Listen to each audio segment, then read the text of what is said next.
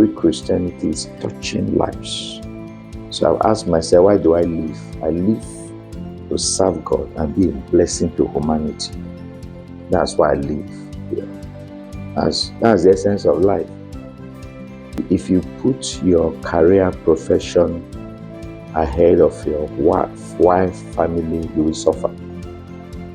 So the sister standing beside me said, "Oh, Brother Dike, good morning, sir." He greets very well. You know, that was one of his signature. Another thing that I saw in his life is that that's memorable. I can't forget ever is his sense of humility. I need to learn from this man. There's something he has. I need to lay hold on that thing. He has a very large heart. As a Christian witness, as a physician who is a Christian witness, he challenged my life in that aspect. So I've seen him personally, walked with him and seen him pray with patients, encourage patients. He took out his time to reach each and every one of us, going from person to person. And he wasn't just asking, how are you? He wanted to know how we were doing, what problems we were facing.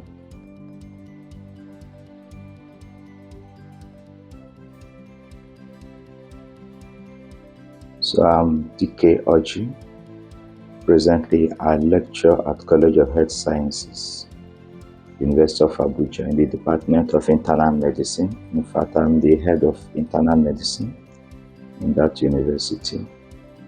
I'm also an honorary physician, cardiologist at the University of Abuja Teaching Hospital. I was born in Delta State, Nigeria. My birthday is 4th of August, 1969. And my early years was in Delta State. I spent most of my early years with my grandparents. And so I attended an Anglican primary school where my grandfather was the head teacher. And I later attended St. George's College. It was a Catholic base, also in Delta State. And then eventually I gained admission to study medicine at Ibadan, College of Medicine in Ibadan. That was in 1988 when I entered. And eventually finished 1995 because we lost a year from Hope 93 during the crisis when Babangida refused to hand over power to then Abiola. And the other thing I will say is that, so my life, I got married 1998. That was March the 7th. I met my wife at University College Hospital in Ibadan, the fellowship. She was an usher and also in village evangelism. I didn't even know we attended the same fellowship. I was an usher in fellowship and at the same time in village evangelism group. So we go to village on Sundays to preach. So we don't attend churches on Sunday. So on that faithful day, the fellowship bus had mechanical faults, and we were to wait for the repair before, because we used to leave around 7 a.m. anywhere we are going to go to neighboring villages, close to Oyo State and so on and so forth. So we were waiting at the entrance when he passed. So the sister standing beside me said, "Oh, Brother Dike, good morning, sir." He greets very well. That was one of his signature in school then. He greets well with smiles in a caring way. So he now told me, "Oh, Sister Kemi, how are you doing? What are you doing here?" So he greeted me, said, "Sister, good morning." I greeted him back and everything. So after he left, I asked the sister, I said, "What do you call his name?" She said, "You don't know him? You don't know about Dike Ojji? The fellowship?" I said, "I don't know him." Then I was not doing fellowship. And after my ushering work, after fellowship, I just leave. So I now asked, I said, "Brother Dike Ojji." So I called, I said, "Excuse me, are you Brother Dike Ojji?" He said, "Yes." "Oh, do you know Sister Kemi? She's a patient. That's what it is." He said, yes, I can remember her. Yes, that she said she wants to see you, and then that she was back on admission, and that was how we met.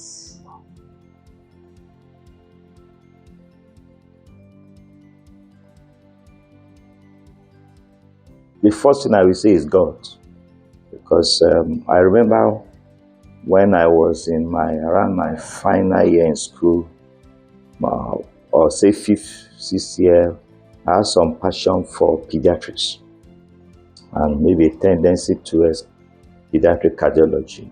And I said, well, what can also be a choice might be pediatric surgery, because I love children, and I felt that might be an area that I should go into.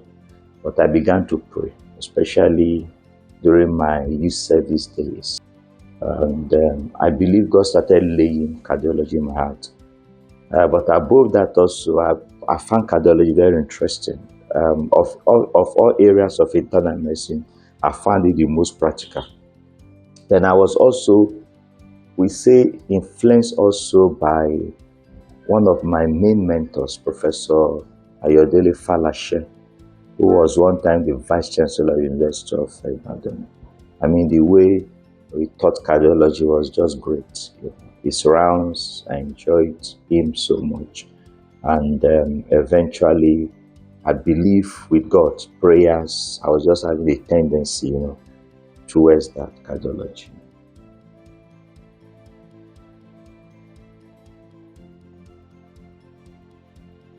After my basic medical education at Ibadan, I went back for my postgraduate, that is specialization. And so, for the first 3 years internal medicine, then later specializing in cardiology. I remember when I started my cardiology, we had about 3 of us. We had this flame to say that we wanted to do some research. We wanted to show what is happening in our environment, because we felt that there was not much research in our environment as of then.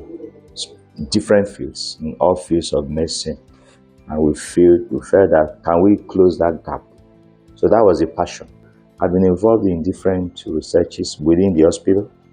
I've been involved in what we call collaborative research, working with different people, all over the land, Canada, United Kingdom, United States of America, and different things.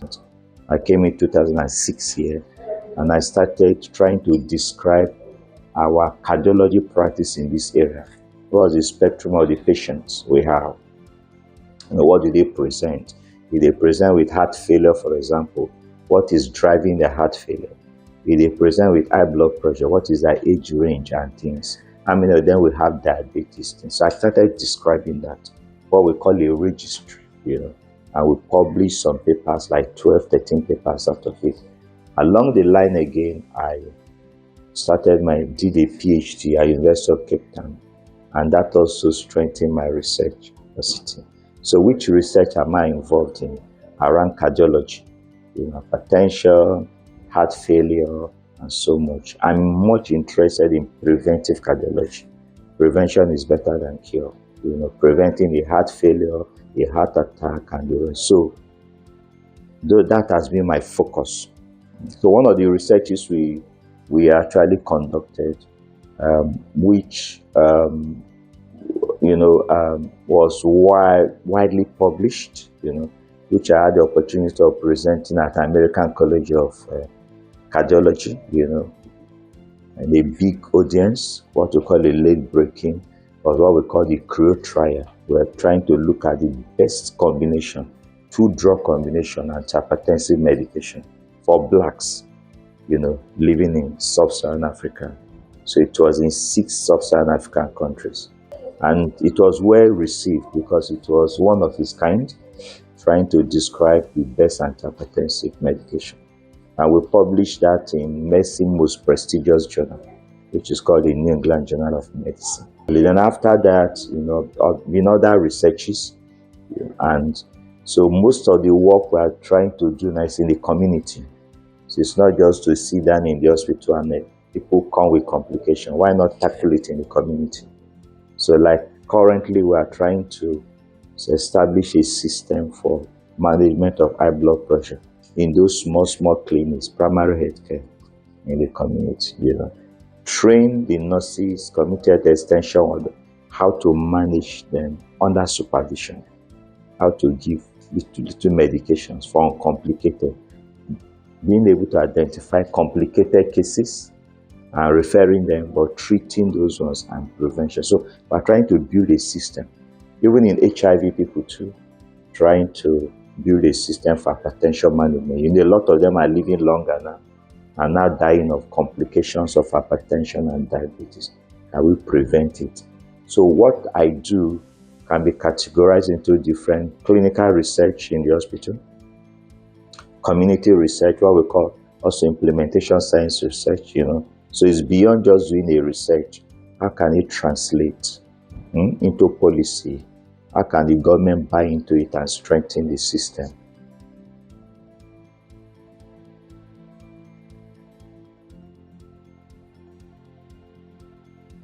Yeah, by God's grace, I've gotten, you know,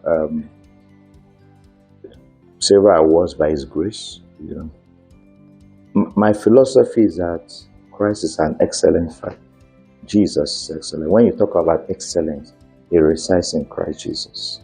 You know, spirit of wisdom and understanding, revelation is in Christ. So if I carry Christ, I carry excellence.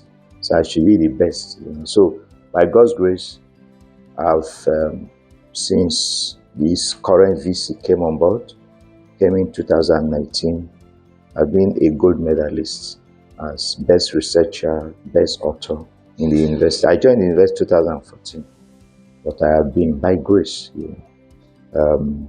It's just by grace because Christ is an excellent Father. So if you carry Christ, you carry excellence.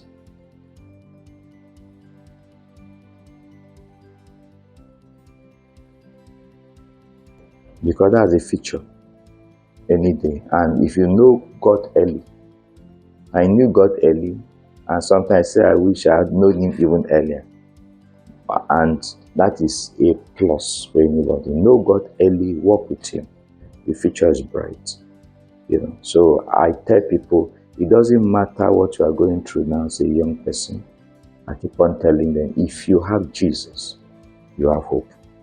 So that is why I want them to have that Christ, to encounter Him, to love Him, to know Him. Because if you do that, the heaven is, you fulfill your ministry. You just stay on course. So if you don't know Him early, and you will waste grace. Yeah. And there's always a difference. You know, I was a pastor of this chapel for 4 years. Even before I came to Abuja, I was pastoring a church.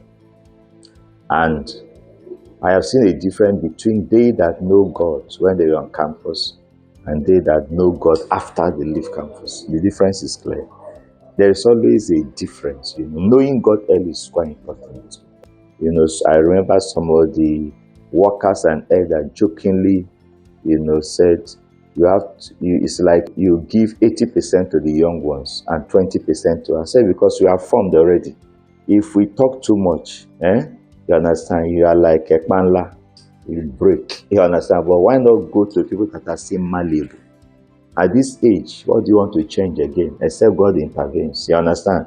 If you talk too much, you become resistant. So the young ones that are young, can we invest in them so that they will know Him? So that our lives will be better than, you know, or so that the mistake we have made, they will not make them.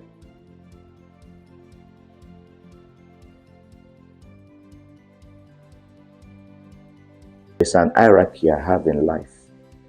God first, my wife second, my children. And when I say children, both biological and non-biological children, then family members. I don't put my job first before God. I don't put anything God first. If I don't have grace, strength from God, I cannot touch lives. I cannot make any impact. So I must have quality time. So I want to try and wake up 4 a.m., 4:30, just thereabout, you know, to pray. Get it? Except if sometimes I wake up quite early, you know, 1 or 2, and then pray there. Maybe wake up around 5. But I want to maintain that relationship. Fasting day, you know. And so that is. Then I want also to impart that in my family. So no matter what, the family devotion must be there, you know. Time during weekends or first 3 days, there is fasting here. Then we have to imbibe such. So no matter how busy, those should be incorporated. Then balancing it again, I've also learned that You see, if you put your career profession ahead of your wife, family, you will suffer. Family will. So how do you balance it? Creating time for them out of no time. So there have been times we say, okay, this is, or it might be 1 week. It might be sorted. We have to move out of this environment. Thank God for my wife. Thank God for her. Now, one of the things we've had is that she does a work that she goes in the morning, closes, maybe around 3 or something. So then, even when I was deeply involved, a lot of clinic, a lot of things, she's there. The children are writing exams, she's there too, she's just there. And I remember when they were growing up, we made sure that we were there. So when she's in the kitchen cooking, by God's grace, telling you read things, I'll be beating the children. So we formed that bond as friends. So creating time out of no time is then God helping you. Remember my 50th birthday, my first son, he said something, before he said he should come and say something, you understand? And he said, you know what he said? He said, my daddy doesn't need to preach to me. His life alone. He doesn't need to tell me be born again. His life alone has preached the gospel to me.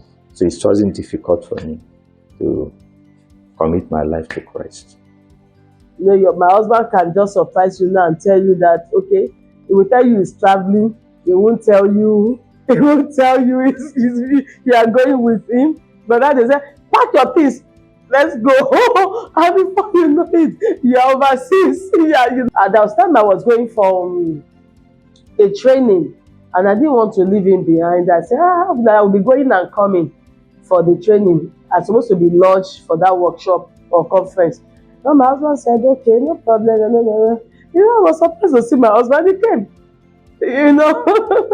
He came and stayed with me for like 3 days during the program.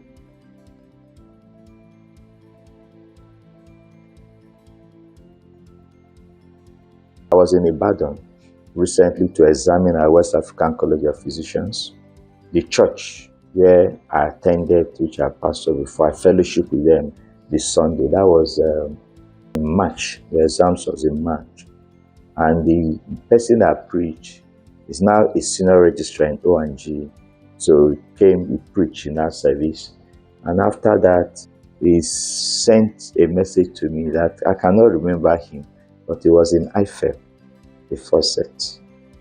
The message was great, preached wonderfully. In fact, he sent the notes he took, the impact during this session.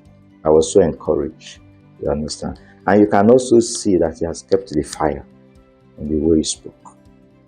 Because I know if he has not, they will not invite him to come, you understand? Because the person that invited him to come and is his mentor, invited him, a consultant in that church, invited him to come and preach. So that is the spirit of IFE. You've been in school, CMDA has been great, impacting you, then can we consummate it now? You understand? Can we just say, Kai? And then it's a time to reflect, especially as you begin your husbandship or you go into youth service. So we have some of them here that have been great. One of them won because when I became HOD by his grace, instituted this best as officer from time to time. One of them just won. The last person that won was the two of them, IFE. Won. So that is the spirit we want, whereby people can hard work, impact Christ, politeness, love for patients, love for people. Let us see it. It's not all about money. We need money. We need resources, but then it's beyond that.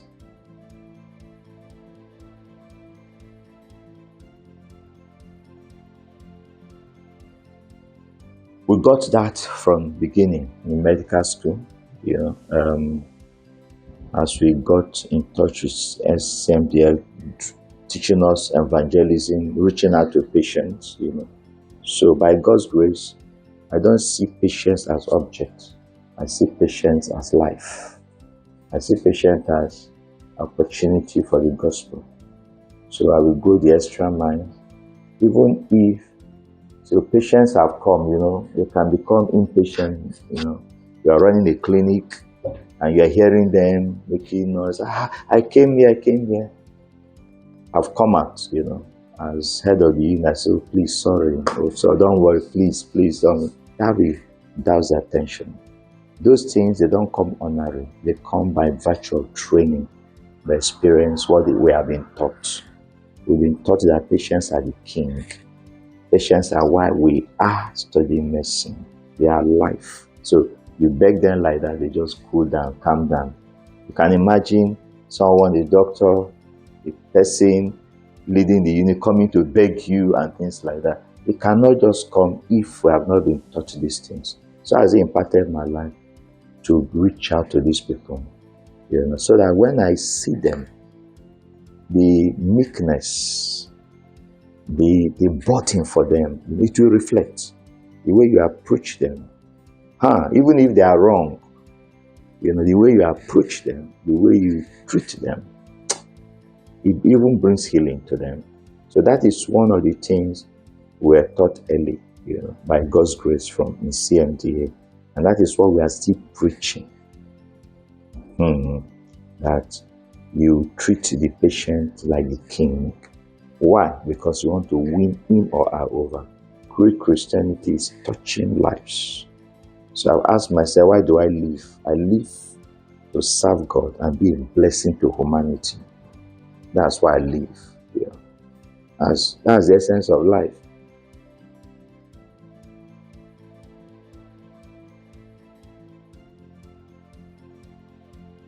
I can testify of his humility all through. I can testify about his life of giving. One of his Bible quotes when he was in school was, do good to all men, especially those of the household of faith. So it's their yearbook when they graduated, then 1995, and that is what we believe in. Do good to all men. If there's marriage in heaven, I want to marry him again. And there's another word, if there's marriage, I don't think I want to fall into the hand of another man. They say he travels a lot, true. The little time he has, if he's not out of the country or he's not the type, he manages his time well. He wants to stay by his wife, he wants to stay by his children. If somebody asked me once that, he said, I met that, he said, how do you have time to gist? He's very hardworking. I said, yes, we gist. We talk a lot. We are very, very close. We gist. We have time together to sit down, to talk about everything. And one thing I want to say about him is that he doesn't take a step outside God without telling me. If I'm not in agreement with it, he will not do it. Even if God has said, go, he will still tell me that he wants to get the consent of the wife. And a lot of things he hand over to me to do also. So he's a wonderful man, and I love him. Dr. Dike Ojji, when we came to this place, I think we came a few years before we came to Abuja. When we came around 2009, we met him as a member of the church, and a short while after that, he became the pastor of this assembly, and since then, he has been a wonderful person. And so, first and foremost, being the pastor or the chaplain of this assembly, we became very close. Very close. That is like a mentor to me, and because his life, is a practical example of a Christian. And so having noticed that in him, that made me closer, that attracted me to him, even my family. So we get discussion from time to time, and I discovered that he's someone that whether you meet him out or inside, is not different. He's a Christian, within and without. So he's not a pretender. So that's, attracted me to him First, he is a loving person, very loving, and he has shown that love at every level to everyone, equal love. The love he has shown in this assembly is not selective. So when you think Dr. Ojji is close to you, you will suddenly discover that he's even close to another person. So we see that the impartation of Dr. Ojji on this assembly is huge. You know, another very serious thing that I can't forget about him is that, you know, I remember when I lost my elder brother. We looked for him for like some time before we discovered he was in the mortuary here. So the day the police called that he's in that place, I just picked my car key. You know, I started driving down. You know, I didn't even know what I was doing. I was just driving. So, but one thing that God helped me to do was I drove straight to the church, and that day was around. Quickly, he appointed someone. And look, this brother cannot drive again. No. He collected the key from my hand and drove me to the mortuary. You know, I look at it that he was not a careless person. I wouldn't know what would have happened that day if I was allowed to drive to have driven myself to that. I drove from the house to this place anyway. But you see, for me to go and now see practically that the person that was dead, you know, it would have been something else. But quickly appointed someone that look, bro, I think precisely was about Nimram. He said, look, you have to drive this brother. And all through he was there and till the final burial. So something I noticed about him that I can't forget is that he's a very sensitive leader.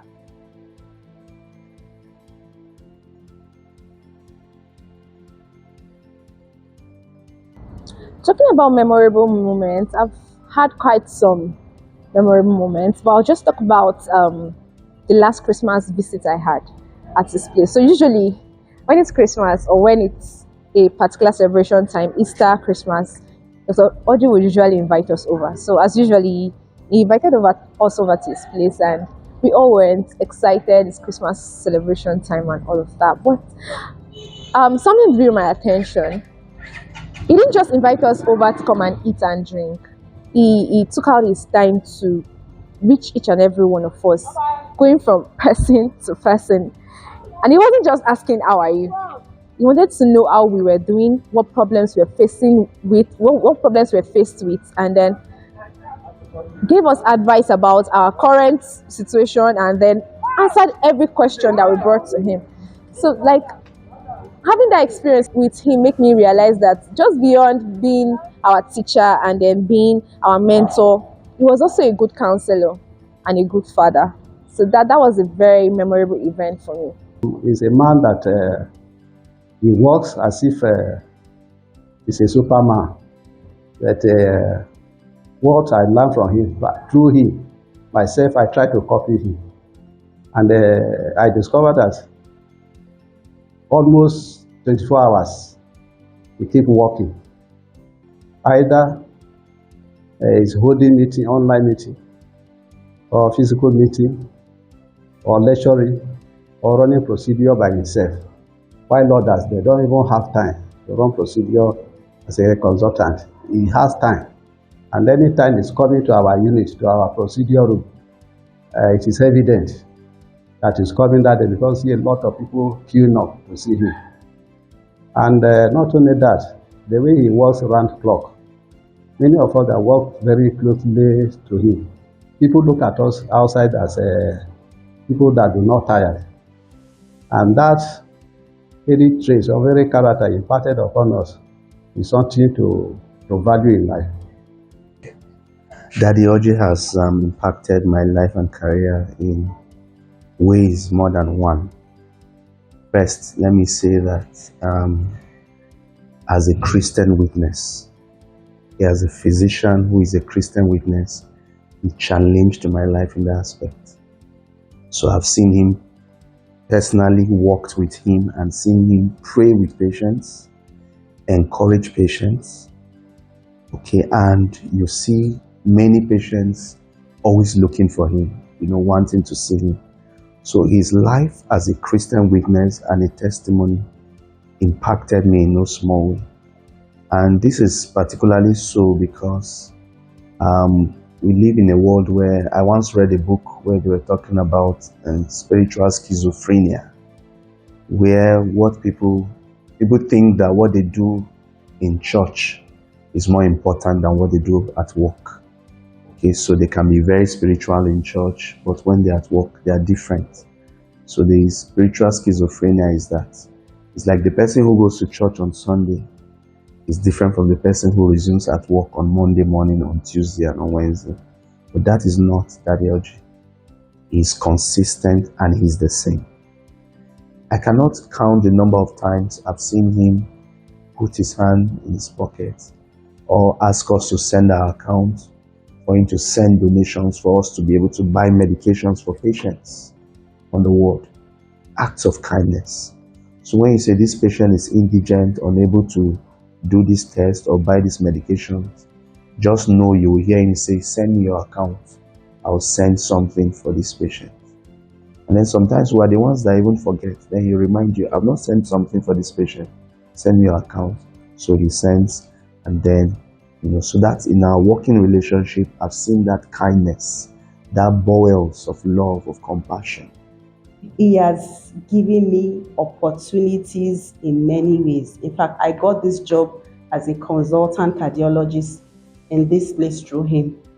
When I finished, I exited for about 8 months. I didn't want to go into private practice. So he will call me, he will say, don't worry, we'll do something about it. So he put everything in his path to make me come back as a consultant cardiologist. Through him, I got an appointment as a lecturer in the university as well. So I got 2 jobs at the same time. So when I said he has impacted my life in many ways, God used him to make me what I am today. He has given me research opportunities internationally. Through him, I've been able to travel to 2 African countries. One of them I presented my work. He's done a lot in my life. I'll forever be grateful to him. It's just the family, actually, both him and the wife, they are good people. They are a perfect example of a Christian couple. They are good people. They are very supportive. They are compassionate. They want to help everybody.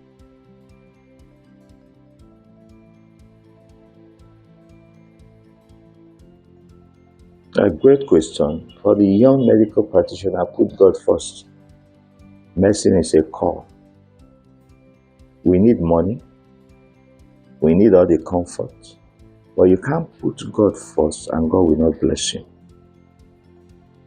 But if you run after money first, you will miss it.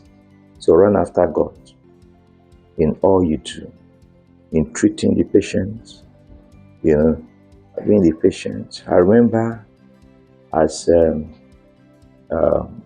young consultant when I came in here, and there are places that wanted me to, come and visit them in the city. So I remember one of those places, and my younger colleague saw me, said, why are you walking like this? Even in, you understand, in someone's, why walking like this? She doesn't understand that it is not the man I'm working for. I'm working for Jesus because I want to touch lives. I remember when I came in here, by His grace, 2006, started the Cardiology program. And sometimes I would get in there doing echoes, starting early in the morning, finish by 4, 5. I remember one of the women, then we're using radiology department for our investigation. One of the women said, young man, you don't work like this for government too. She has a real concern. For her, genuine. But for me, she doesn't know that I'm not working for government. I'm working for God. Are you following me? So what is my advice for them? Times are tough. Times are difficult. But put God first. Do it as unto God. Just do it as unto God. Just love the patient, no matter the difficulties, no matter the challenges. then wait for God. If God will not elevate you, He said, a rewarder of them that diligently seek Him. He said, you did it in secret. What will He do? He said, I will reward you openly. And that is God. So, and then my other advice for them is, don't just take decisions, especially running out of the country, because you feel things are tough, things are there. What is God telling you? It's very, very important. If you are sure God is telling you to move, move. If God has not, some people have moved and lost their souls, So you have to be very, very careful. So money should not be what moves you, should not be what leads you. Let God lead you. And if you do that, money comes. I tell you, you can't serve God and be stranded.